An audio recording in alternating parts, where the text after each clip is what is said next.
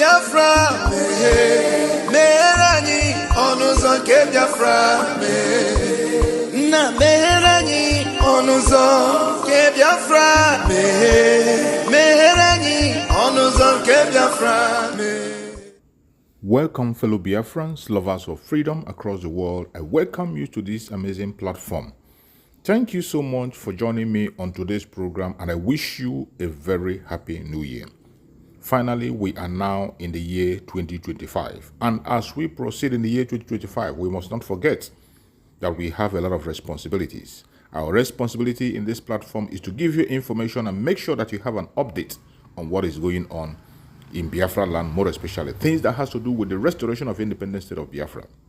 Today, I am going to share with you a very important video. Please pay attention to this video. In all the information that we see here, you are going to see that they have started again a new deceit to distract us from the restoration of independence of Biafra. We must not be distracted.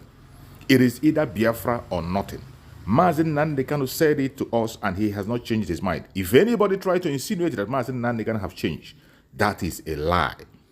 Watch this video from beginning to the end, you will understand that the enemies will never give up. And those of us who are focusing on the restoration of Biafra, we must not give up. Do not get distracted, regardless what you hear or what you see. Always remember that it is Biafran first. All eyes must be on the rising sun. Every eye must be on the rising sun. Do not allow yourself to be carried away with things that are happening around you. The restoration of independence state of Biafra is one thing that we must focus on. We have the United States of Biafra now. Let's watch. Okay. Good morning, wonderful people. I welcome you to yet another exclusive interview that I will be having with an erudite scholar in the person of Barrister Uche Okuku. Sir, welcome to the Namen TV show. Thank you very much. All right. The Ikwere question. Recently, the social media went agog by a recent publication by one Mr. Okachuku Dibia, reiterating how Ikwere, a people presumed to be a sub-Igbo group, are not by any way related to the Igbos. What do you have to say about this, please? Well, when my attention was drawn to it, I had to go and get the Nation of May 5th, 2024. That's just 3 days ago, last week, Sunday Nation. I read it. It's titled, "We Are Not Igbo. Rivers Ikwere Blast Iwanyan Ohaneze. Ihua organization insists ethnic group is distinct." I've read through it. And to me, it's a caricature. It's neither here nor there. He made no sense. He passed no message except doing the work he was paid for. That work is to irritate Igbo, just irritate them. But I would have ignored it and said, look, it's not worth one reading through first in the first place, then talk more of replying. But if you keep silent, people will say he's speaking the truth after some time or after many years. Therefore, I will, on this note, state the following. One, they said Okachuku Dibia is not a known person in Ikwere land. Two, his Ihuroha progressive organization is unknown and had not contributed in any way in the past and presently to the struggle of Ikwere people for emancipation.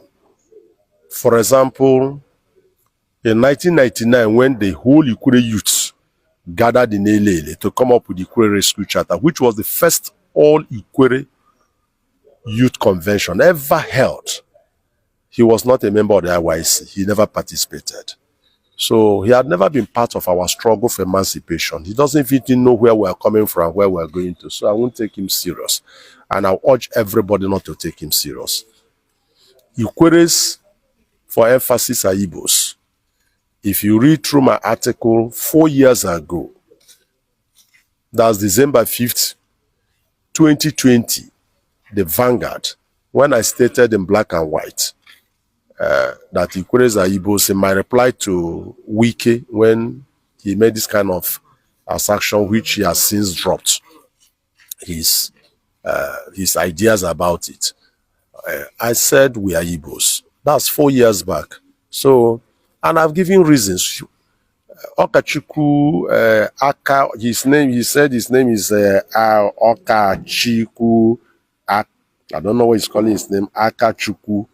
But for the newspaper here, what I'm seeing is Akachuku. In the book, what he wrote some years back, he said Akachiku, Akachiku. So I don't know which one to be taken, but be that as it may, we should take what we see in the newspaper to be Akachuku, which is the hand of God Almighty. And I don't know. I've read through. I can't even understand what he's saying. I think he just wants to spew on the to be reported that he attacked Iwanyan and Ohanese, and that apart from that, nothing he has said. That's all he wants to be. And of course, you know, when you say this kind of thing because of the way Igbo are perceived in Nigeria, some people will call him and say, "Come and take some peanuts and take care of your stomach and your clothing." That's all, nothing more than that. Okay. Coming back to the Ohanese Igbo socio-cultural group, which we believe you were once the Secretary General. What is their stand on these reports, on the Ikwere question and also the unification of Igbo? I said time without numbers that before the Civil War, when all majority of the ethnic organizations were in Nigeria were proscribed by the military government before 1967, the Igbo State Union, which was one of the prominent ethnic organizations then as it were, had our people in it, and nobody can ever deny. We had the likes of Joseph Wobo, we had the likes of Jackson MP, we had the likes of Chief Emmanuel Agoma in the Igbo State Union. And on from 1966 to 1976, when the Igbo State Union was proscribed, before Ohanese was formed in 1976, at the formation of the Ohanese and Igbo, the organizations that midwifed it, Nzuko Igbo, River State, or Nzuko Igbo Port Harcourt, had prominent Ikwere sons like Chief Emmanuel Aguma, Obidike Wonode, Kobule Wonode, Dr. Obiwale, and a lot of others were involved in that movement. And of course, at the formation of Ohanese Igbo with Akano Ebiam as first president and Jerome Odoji as first secretary general, the Ikweres were there. And the Ohanese constitution is very clear. There are 7 Igbo states: Abia, Anambra, Delta, Enugu, Ebonyi, Imo, and River State. And nobody, no court had declared that constitution void or the letters and spirit of that constitution void. So Ikwere and the Igbo speaking part of River State of Ekpe, Oba, Ndoni, Egbema, Eche, and Ikwere are Ohaneze members of the Ohaneze, or to say that they are part of the River State that makes River State to be a state member of Ohaneze and Igbo worldwide. Having said that, I want to state for emphasis that there is no need repeating myself. I have been speaking on this issue. The Igbo man must be forceful and determined. I know there are internal forces fighting him, apart from external forces. And it's not only us, external forces and internal forces are fighting other groups all over the world. But we must be firm and root and determined. We must treat our enemies as enemies and treat our friends as friends. You don't use kid gloves on your enemies. The whole essence of life is war. The whole essence of life is war. Either you are fighting or you are not fighting. Either you keep quiet and you are crushed, or you crush your own enemy. Whoever declares Igbo an enemy must be taken as an enemy, and the Igbos must be ruthless with their enemies. What did I say? We must be ruthless with our enemies. Days are gone when the Igbos will continue to talk about Egbe Belugo Bere. Egbe be ugo achọghị ka o bee, egbe egbu ugo. Either you agree that I'm not log or you are not, you're going to extinct. Those who are determined will extinct you.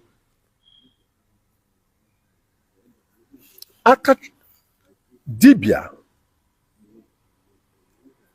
is an Igbo. The man who wrote this thing is an Igbo. He's Igbo by blood, DNA Igbo, body Igbo.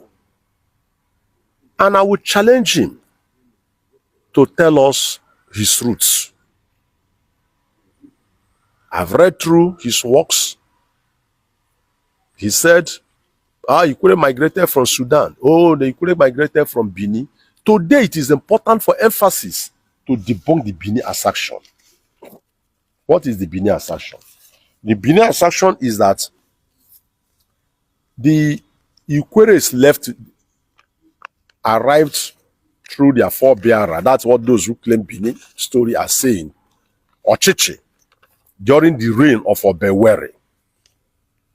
Obewere came to power in Benin in 1530 AD for record purposes.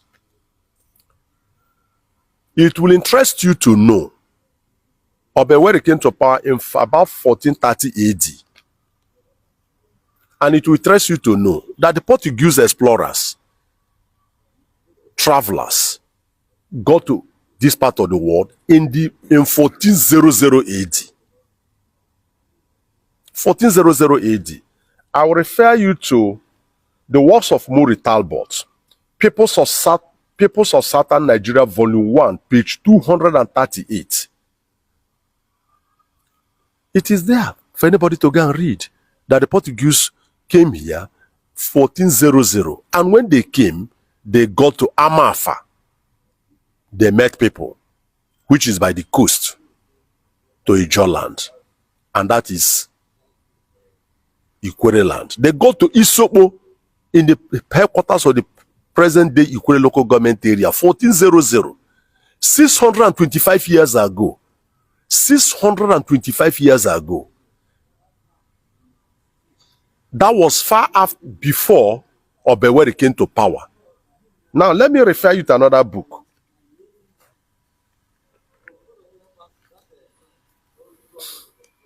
Let me refer you to another book. A Short History of Benin, written by Julius Ehevere. Ehevere is spelled Egharevba.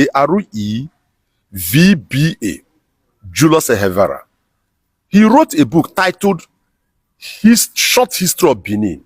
He said the earliest migration from Benin was in 1440. This is a Benin scholar writing. In 1440. Before any migration people left Benin, we were here. And the names were given, those the Portuguese met. Now, if you also read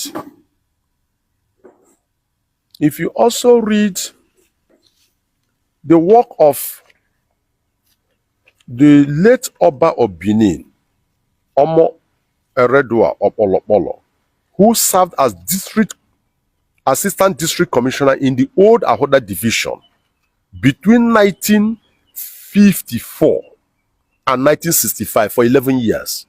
He wrote a book, and the title of the book is, because I've cited that book for you before. Yes. I've cited it.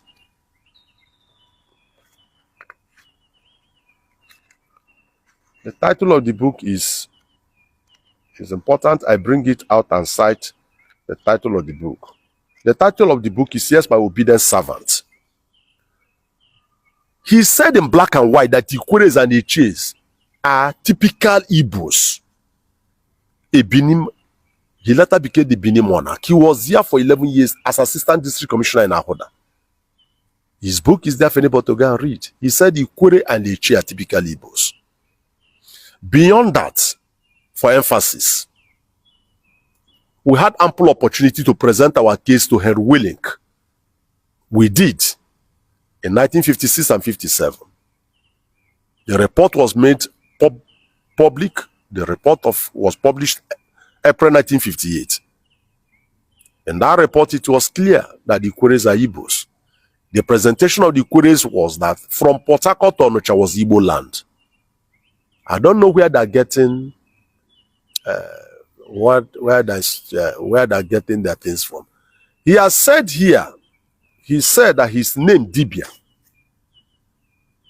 is an Igbo word. If you read his work, he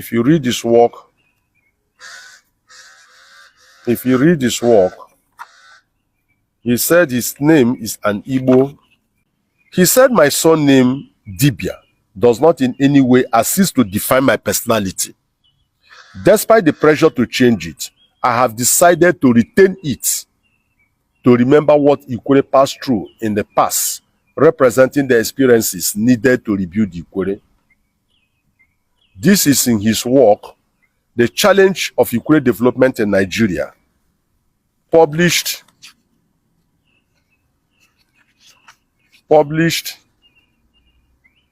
by Billes Production, 2011. This is at pages 146 to 147. I want to repeat for emphasis. My surname Dibia does not in any way assist to define my personality.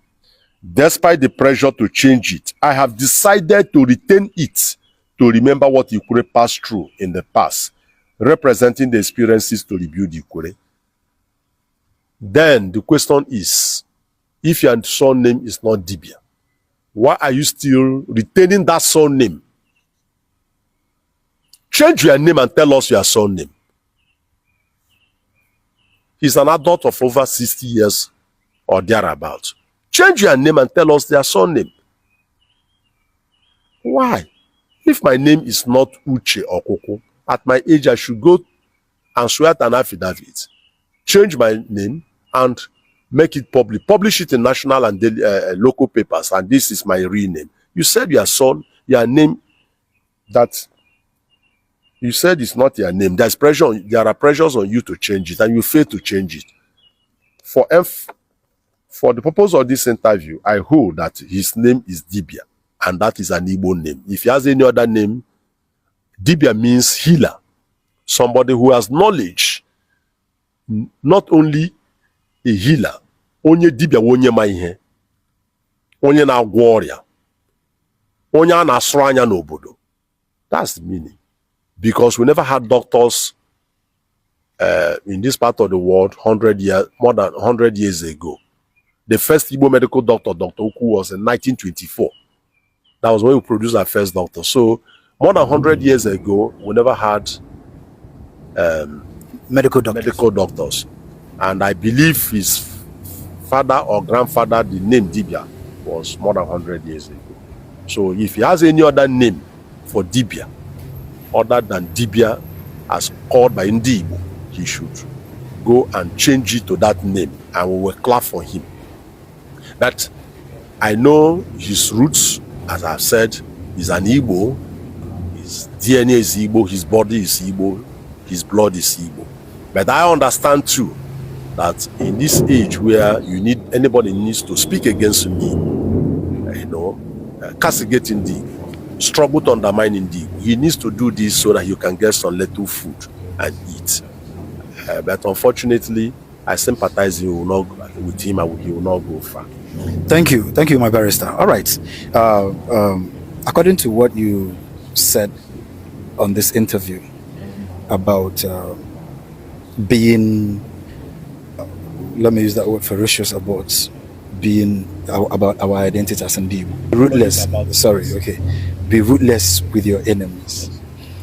Now, in the political life of Igbo currently, you will notice, especially we that are in the front line of the Igbo unification, we notice that there is a very concerted effort from the Ijo wing, from the Igala wing, from the Benins, encroaching into Igbo territories, trying to shrink up the Igbo communities.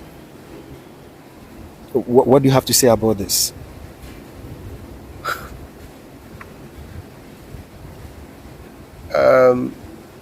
First and foremost, nobody can undermine a people with over 150 million people under the sun. Nobody can undermine a people. The Igbo population under the sun, scattered around the world, is over 150 million. Can you undermine them? If the Igbos are determined to assert themselves, people will come to them and say, we're Ndi. When you are weak, people leave you. People will come to them and say, we're Ndi. Therefore, it behoves us to assert ourselves under the sun. The whole struggle all over the world is a struggle for space. The whole struggle under the sun is a struggle for space.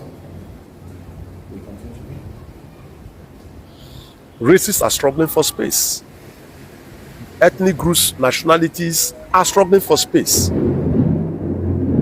People are rewriting history. Even through globalization, people are wiping away other people's value, culture, and tradition. Ndi Igbo must assert themselves. I'm happy and proud you are wearing a red cap, which is a symbol of Igbo tradition.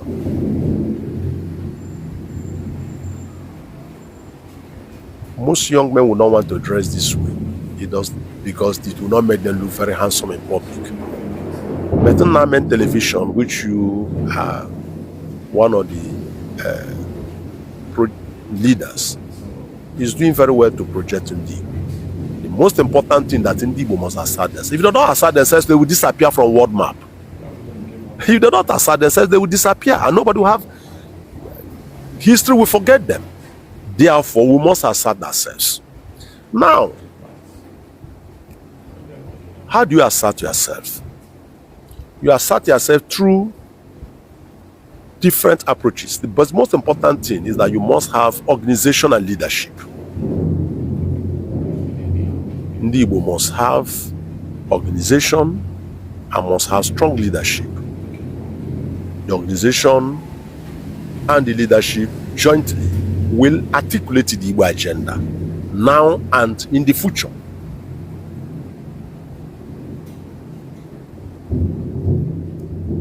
That's the most important thing. But above all, we must struggle for political power. In Nigeria, in the diaspora, Igbos abroad must contest elections to go to the Senate and House of Reps in the US. The United States must struggle to find themselves as mayors in the United Kingdom. In Canada, they must struggle In the universities, they must struggle to become professors, student union leaders. Because you need to be in vintage positions to speak for your people. You can't speak for your people from the bottom of the pit. You can only speak from up, above the ground. They don't give anybody microphone and you do well speaking to the audience city. You have to stand, and that's when they will see you and hear you. So wherever we find ourselves, we must struggle to be visible. Thank you so much for watching the program. I appreciate you for your patience to watch from beginning to end. I hope you have learned a lot from this very program that I just played, this video. Please like and share the video. Share to all platforms. After sharing the video, now you can go to the comment section and put down your comment. Whatever suggestions, contributions you have to make, what do you think about the video I just played? Go to the comment section and put your comment. I will go through the comment section, and I bet you I am learning a lot from there, and you can equally learn from there. Let us share our experience on that comment section. Thank you so much, and stay blessed.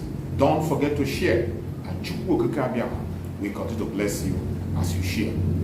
Biafra government, peace, progress, unity, and equity. We move. Airborne.